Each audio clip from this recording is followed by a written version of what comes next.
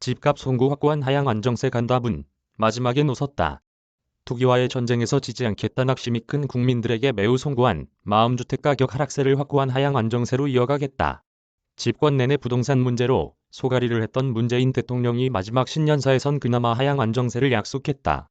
지난해 연말 이후 서울 아파트값 상승세가 확실히 꺾인 가운데 일부 자치구는 하락 전환에서다. 세종, 대구 등 지방과 수도권 일부 지역도 하락폭을 키우고 있다. 확실한 하락 전환이라 판단하긴 어렵지만 하향 안정세 가능성을 언급하는 것으로 마지막 신년사를 낙관적으로 마무리 지었다.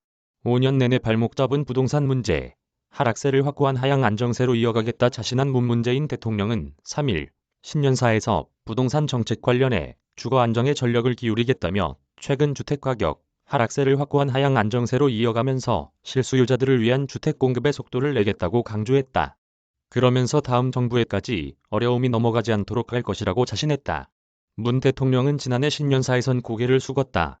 그는 주거 문제의 어려움으로 낙심이 큰 국민들께는 매우 송구한 마음이라고 사과부터 했다. 부동산 정책 실패를 사실상 자인하면서 공급 확대에 역점을 두고 빠르게 효과를 볼 수 있는 다양한 주택 공급 방안을 신속히 마련하겠다고도 언급했다. 올해 신년사는 그러나 분위기가 달라졌다. 일단 지난해 신년사에서 강조한 대로 수도권 32만, 전국 80만 가구 수준이 주택을 공급할 수 있는 2사 대책을 내놨다. 하반기에는 금리 인상과 함께 대출 규제를 강화하면서 지방과 수도권, 서울 일부 지역의 집값 상승세가 멈췄다.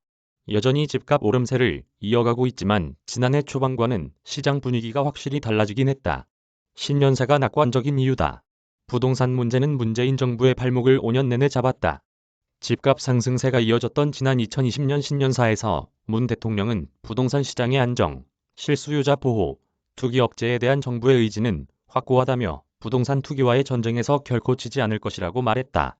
집값 안정을 위한 핵심 대책으로 투기와의 전쟁을 선포했고 이어 20 대책, 70 대책, 84 대책 등 끊임없는 대책을 쏟아냈으나 결과적으로 집값을 잡지 못했다. 투기와의 전쟁 충분한 주택 공급 선회.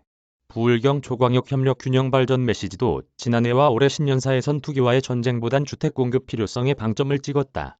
공급 부족 시그널의 영끌 패닉 바잉으로 부동산 시장이 달아오르자 정책 방향을 일부 선회한 것이다. 여기에 대출 규제가 강화되면서 지난해 연말부터 상승세가 꺾였다. 문재인 대통령은 이날 신년사에서 다음 정부에까지 어려움이 넘어가지 않도록 할 것이라고 자신한 것도 이 같은 배경에서다. 부동산 관련 정부 부처에서도 연초 업무 계획을 통해 올해 분양 물량을 47만 가구로 공급해 확고한 하락에 진입하겠다고 자신한 바 있다. 문 대통령은 이와 함께 균형 발전 필요성도 강조했다.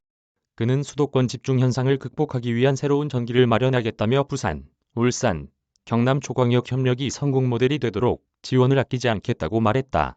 실제 문재인 대통령은 지난해 12월 28일 울산 태화강력을 방문해 동남권 4개 철도 건설 사업 개통식에 참석했다. 비수도권에서 처음으로 개통하는 부산 울산 간 광역전철도를 시승했다. 문 대통령은 전국 곳곳의 초광역 협력이 대한민국을 다극화하고 수도권과 지방이 상생하는 균형 발전의 새로운 열쇠가 되기를 기대한다고 말했다. 권화순 기자 이메일 주소. 저작권자 돈이 보이는 리얼타임 뉴스 머니투데이. 무단전제 및 재배포 금지.